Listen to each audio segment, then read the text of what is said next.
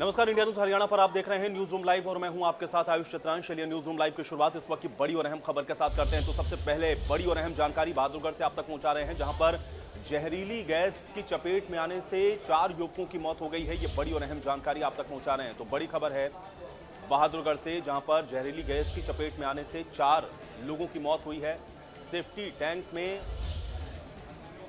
सफाई करते समय यह हादसा हुआ है। 2 मजदूरों को आपको बता दें कि बचाने के लिए 2 अन्य मजदूर भी उतरे थे, उनकी भी इस गैस की वजह से दम घुटने से मौत हो गई है। तो बड़ी जानकारी है बहादुरगढ़ से, जहां पे जहरीली गैस की चपेट में आकर के 4 लोगों की जान चली गई है। बड़ी जानकारी आप तक पहुंचा रहे हैं बहादुरगढ़ से। ये बड़ी खबर है, जहरीली गैस की चपेट में आने से 4 लोगों की मौत हुई है, ये अहम जानकारी है।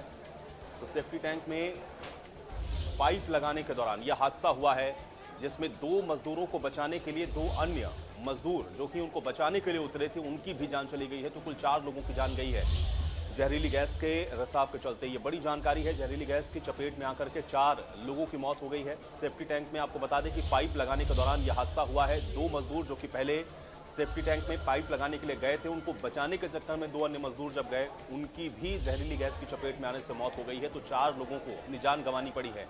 ये बड़ी जानकारी है बहादुरगढ़ से, जहां पे जहरीली गैस की चपेट में आने से 4 लोगों की मौत हो गई है। सेफ्टी टैंक में पाइप डालते समय यह हादसा हुआ है।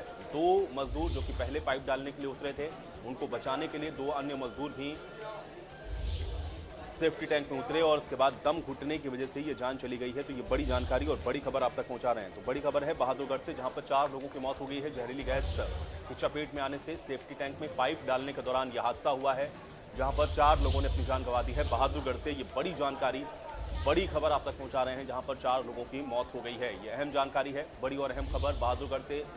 जहरीली गैस की चपेट में आने से 4 लोगों की मौत हो गई है। बहादुरगढ़ में यह हादसा हुआ है। सेफ्टी टैंक में पाइप डालने के दौरान यह हादसा देखने को मिला है।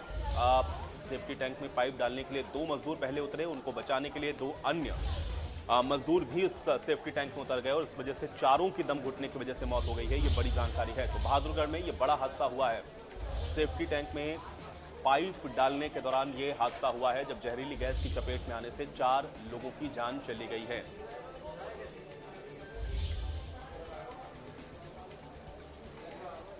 प्रवीण हमारे साथ जुड़ रहे हैं जानकारी के साथ। प्रवीण, जहरीली गैस की चपेट में आने से 4 लोगों की मौत हो गई है, क्या जानकारी?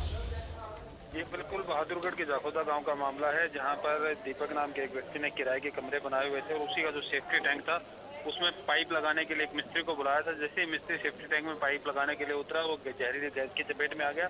उसको बचाने के लिए दीपक उतरा तो वो भी उसकी चपेट में आ गया, और जो उनको बचाने के लिए 2 लोग और उतरे तो वो भी उनकी चपेट में आ गए, और इस हादसे में 4 लोगों की मौत की खबर है। फिलहाल पुलिस मौके पर है और दूसरे अधिकारी भी मौके पर पहुंच चुके हैं। चलिए प्रवीण, बहुत शुक्रिया इस बातचीत और जानकारी के लिए।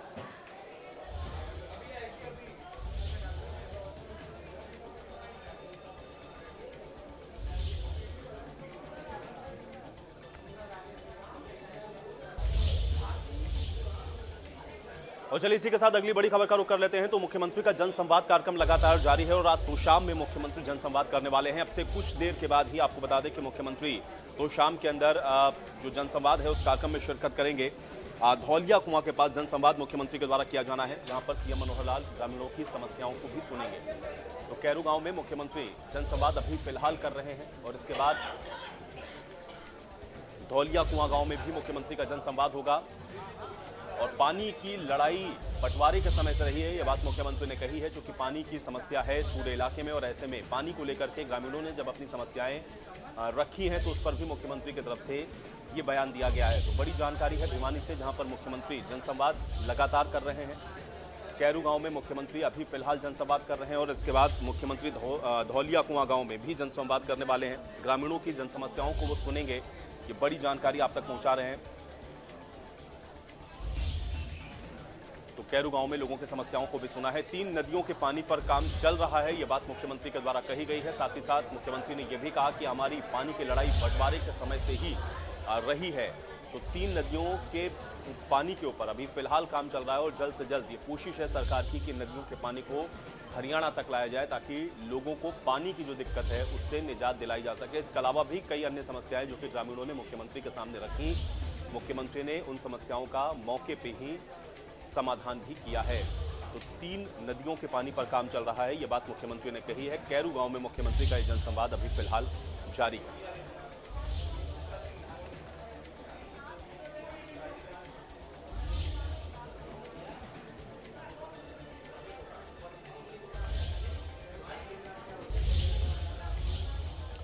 तो वहीं आपको बता दें कि मुख्यमंत्री का जनसंवाद कार्यक्रम लगातार जारी है। तोशाम के कई गांव में आपको बता दें कि मुख्यमंत्री के द्वारा जो जनसंवाद है उसमें ग्रामीणों की समस्याओं को सुना गया है। और इसी कड़ी में खैरू कला गांव स्थित चिंकारा प्रजनन केंद्र मुख्यमंत्री पहुंचे हैं, जहां पर मुख्यमंत्री ने इसका भी निरीक्षण किया है और यहां पर अधिकारियों को उचित दिशा निर्देश मुख्यमंत्री के द्वारा दिए गए हैं। कैरा गांव से पहले मुख्यमंत्री साडवा गांव भी गए थे, जहां पर उन्होंने पीएचसी सेंटर का निरीक्षण किया था। इस दौरान मुख्यमंत्री ने अतिरिक्त मुख्य सचिव को पीएचसी में सभी सुविधाएं उपलब्ध करवाने के निर्देश दिए थे।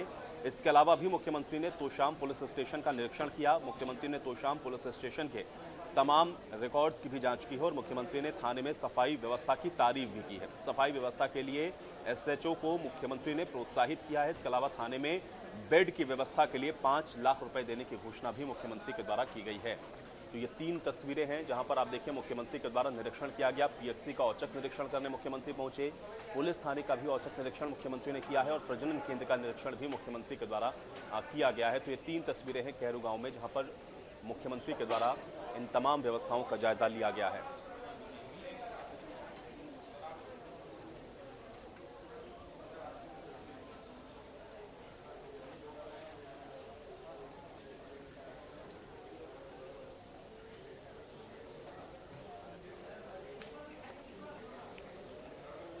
तो तोशाम में मुख्यमंत्री का जनसंवाद कार्यक्रम लगातार जारी है। मुख्यमंत्री लगातार कई गांवों में दौरे करके वहां के लोगों की समस्याओं को सुन रहे हैं और इसी कड़ी में मुख्यमंत्री ने तोशाम के अंदर भी कई अलग अलग गांवों का दौरा किया है, जहां पर मुख्यमंत्री के द्वारा उनकी समस्याओं को सुना गया है।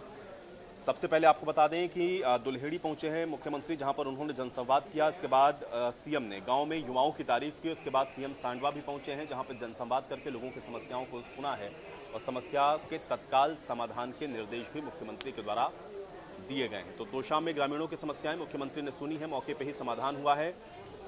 तो तोशाम के बाद फिर गांव दुल्हेड़ी गए, जहां पर उन्होंने जनसंवाद किया। फिर उसके बाद उन्होंने युवाओं की भी तारीफ की। इसके बाद सीएम सांडवा भी पहुंचे, जहां पर जनसंवाद करके लोगों की समस्याओं को सुना गया और उनकी समस्याओं का समाधान भी मुख्यमंत्री के द्वारा किया गया है। तो ये 3 और तस्वीर आपको दिखा रहे हैं मुख्यमंत्री के जनसंवाद कार्यक्रम की, जहां पर मुख्यमंत्री लगातार ग्रामीणों के बीच जाकर के उनके समस्याओं को सुन रहे हैं। ग्रामीण जिन समस्याओं को रख रहे हैं उनका मौके पर ही समाधान किया जा रहा है और अधिकारियों को भी निर्देशित किया जा रहा है कि तत्काल इन समस्याओं का समाधान ग्रामीणों की किया जाए।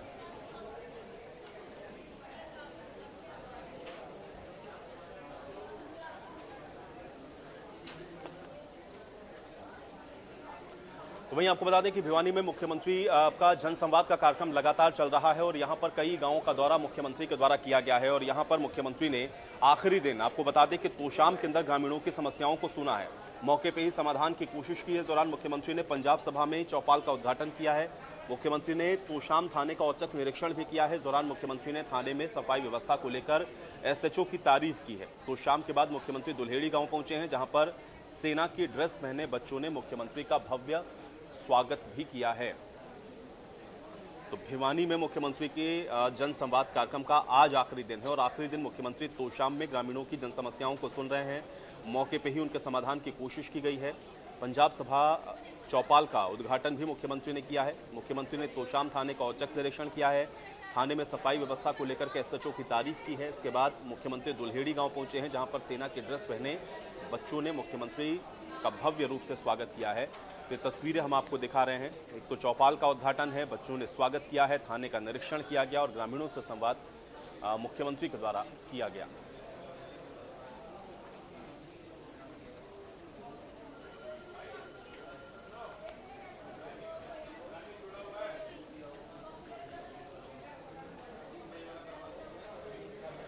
तो वहीं आपको बता दें कि जनसंवाद कार्यक्रम के दौरान मुख्यमंत्री सांडवा गांव पहुंचे हैं, जहां पर ई टेंडरिंग को लेकर के भी मुख्यमंत्री ने बयान दिया है। मुख्यमंत्री ने कहा कि कुछ लोग सिर्फ अपने निजी हित के लिए ई टेंडरिंग का विरोध कर रहे थे, लेकिन ई टेंडरिंग पूरी तरह से पंचायतों के हित में है। ये बात मुख्यमंत्री के द्वारा कही गई।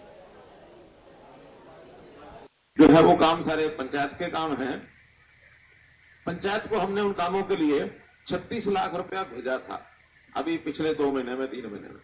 उस 36 लाख के प्रस्ताव पारित करने थे, सरपंच साहब हो गए क्या वो? 36 लाख रुपए हमने प्रस्ताव चला दिया ना। आप उस चक्कर में तो नहीं हो, ई टेंडरिंग में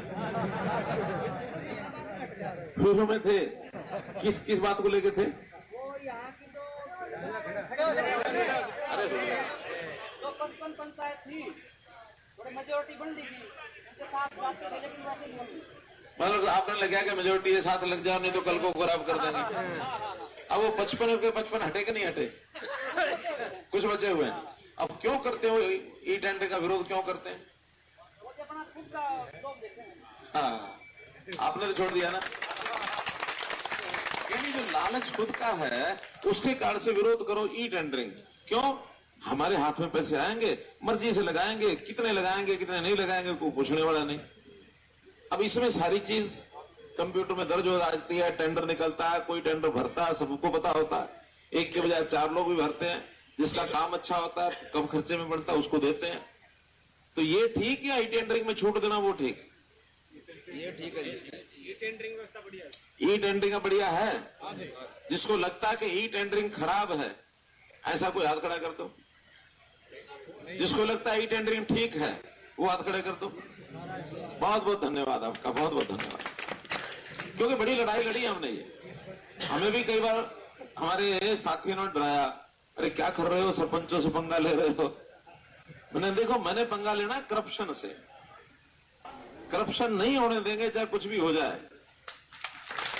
हमारी सरकार करप्शन को खत्म करने के लिए बड़ी है। तो वहीं आपको बता दें कि मुख्यमंत्री मनोहर लाल दुल्हेड़ी गांव पहुंचे थे, जहां पर उन्होंने साफ सफाई को लेकर के एक बड़ी घोषणा की है, जिसमें मुख्यमंत्री के द्वारा यह कहा गया है कि गांव के अंदर साफ सफाई की व्यवस्था के लिए 5-5 लाख रुपए देने का ऐलान मुख्यमंत्री ने किया है।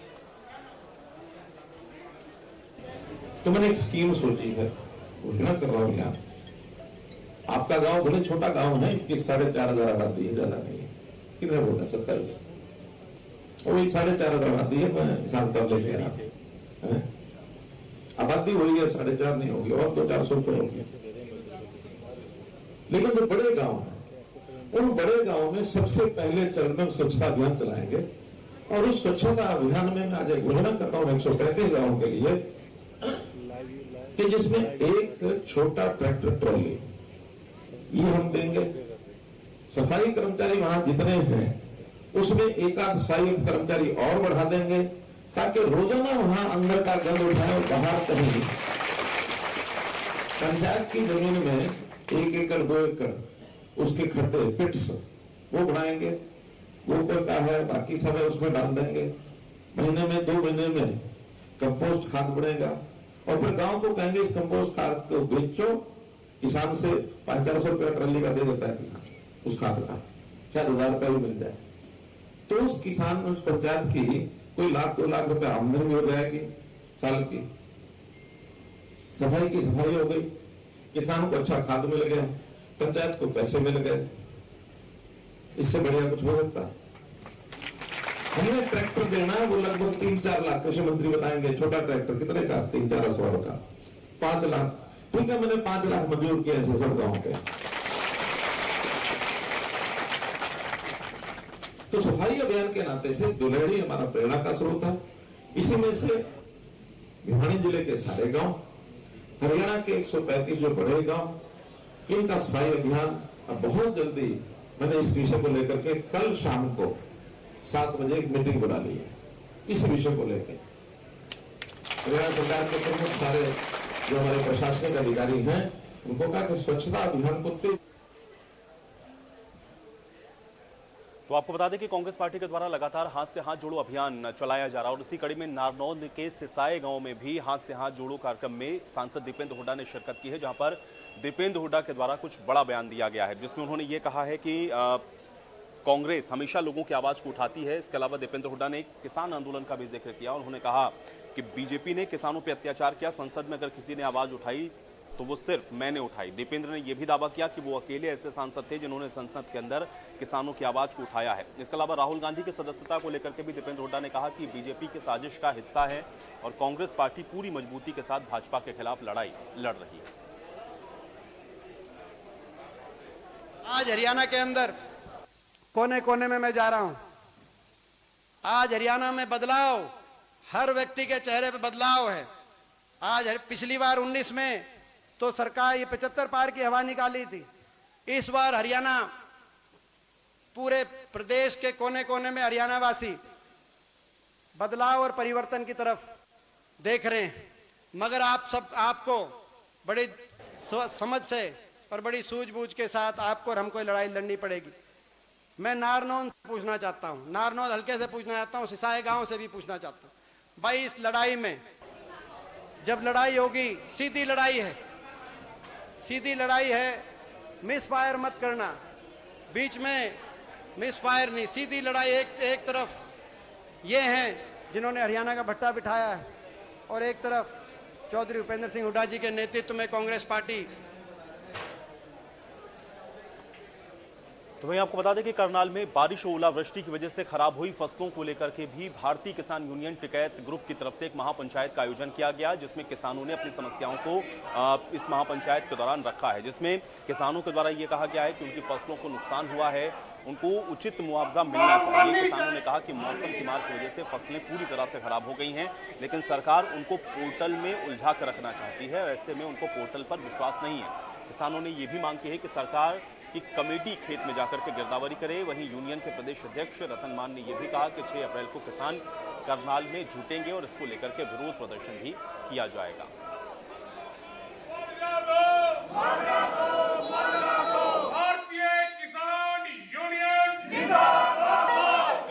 सबसे आज का हमारा मेन एजेंडा है, मुद्दा है फसल खराबे का है।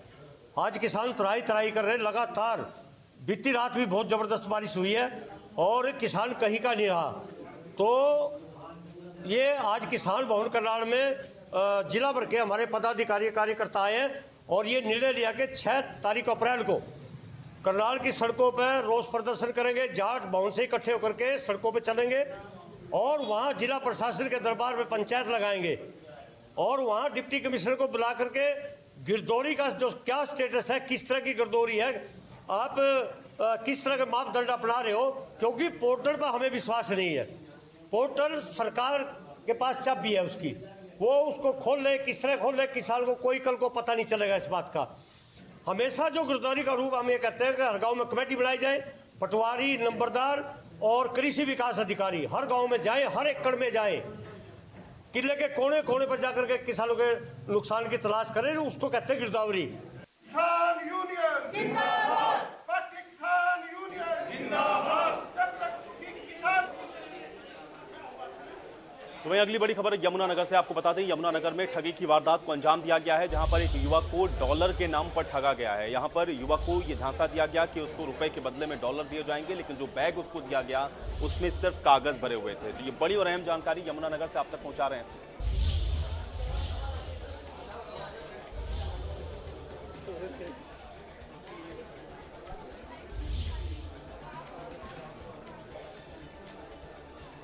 तो खबर यमुनानगर से है, जहां पे डॉलर के नाम पर युवक से ठगी की वारदात को अंजाम दिया गया है। 1.5 लाख रुपए में डॉलर देने का झांसा दिया गया। इसके बाद ठगों ने पीड़ित को कागज से भरा बैग थमा दिया। ये बड़ी जानकारी है और पीड़ित से ठगी की वारदात सीसीटीवी कैमरे में भी कैद हो गई है। 1.5 लाख रुपए में डॉलर देने का झांसा दिया गया। यमुनानगर से बड़ी जानकारी आप तक पहुंचा रहे हैं। 1.5 लाख रुपए में डॉलर देने का झांसा देकर उसको कागज से भरा हुआ बैग थमा दिया गया। हालांकि ये पूरी वारदात आपको बता दें कि सीसीटीवी कैमरे में भी कैद हो गई है। ये सीसीटीवी तस्वीरें भी आपको दिखा रहे हैं।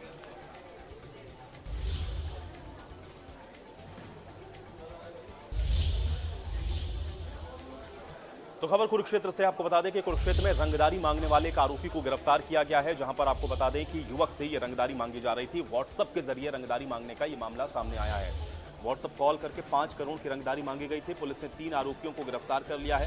इसके अलावा आरोपियों से वारदात में इस्तेमाल किए गए 3 मोबाइल फोन को भी बरामद किया गया है। लॉरेंस गैंग के नाम पर आपको बता दें कि रंगदारी मांगी जा रही थी। व्हाट्सएप कॉल करके 5 करोड़ रुपए की रंगदारी मांगने का ये पूरा मामला है। तो बड़ी जानकारी है कुरुक्षेत्र से, जहां पर रंगदारी मांगने वाले आरोपी गिरफ्तार किए गए हैं। लॉरेंस गैंग के नाम पर यह रंगदारी मांगी गई और व्हाट्सएप कॉल करके 5 करोड़ रुपए की रंगदारी मांगी गई थी।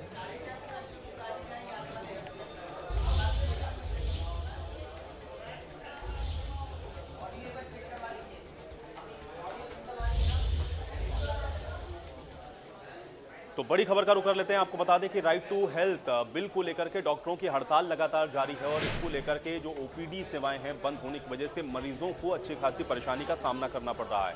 तो ये बड़ी जानकारी और बड़ी खबर आप तक पहुंचा रहे हैं, जहां पर राइट टू हेल्थ के विरोध में डॉक्टर्स ने हड़ताल की हुई है। हड़ताल के चलते अस्पताल में ओपीडी सेवाएं बंद हैं। ओपीडी बंद होने से मरीज परेशान हो रहे हैं।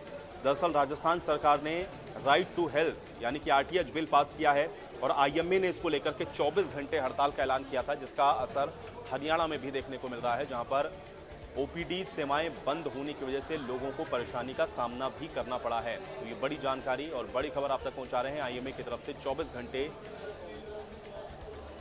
हड़ताल का ऐलान किया गया था और उसका असर हरियाणा में भी देखने को मिला है। तो हड़ताल के चलते अस्पतालों में ओपीडी सेवाएं बंद है, मरीजों को परेशान होना पड़ा है, लोगों को इलाज नहीं मिल पा रहा। राइट टू हेल्थ बिल जिसको राजस्थान में अशोक गहलोत सरकार ने पास किया है, उस बिल को लेकर के ये विरोध जारी है और इसी को लेकर के ये ओपीडी की सेवाएं पूरी तरह से बाधित रही, जिसका असर आम जनता के ऊपर देखने को मिला है।